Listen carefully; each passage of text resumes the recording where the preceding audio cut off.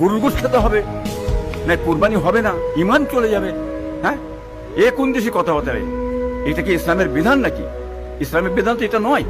কি মেনে যে কোনো পশুরে কোরবানি দেওয়ার হুকুম, গরু হোক, দুম্বা হোক, ছাগল হোক, ভেড়া হোক, যে কোনো দিয়ে করতে পারে। কি মেনেন? এটা কথা হচ্ছে আজকে যে ভগবান বলছেন, গরুটাকে যে ভগবান বলছেন, মা বলছেন, হ্যাঁ নিশ্চয়ই মা ভগবান যদি আপনাদের হয়ে থাকে, ঠিক আছে, আপনি বন্ধ, গোটা ভারতবর্ষ বন্ধ হয়ে যাক না। ভারতের বাইরে কেন হবে? বাইরে রাখতে যাবে কেন?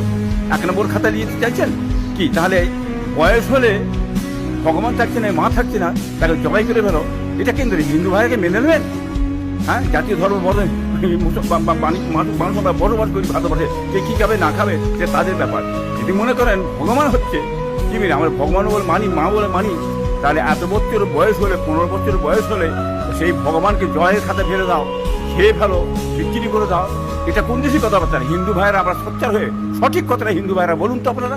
হ্যাঁ, কথাটা কি আছে না আছে তার জবাব হিন্দু ভাইরা দিয়ে দেবেন, ইনশাআল্লাহ মনে রেখে দেবেন। ক্ষতি কাদের হচ্ছে না হচ্ছে আমার হিন্দু ভাইরা আপনারাই বুঝতে পারবেন 2 দিন পরে।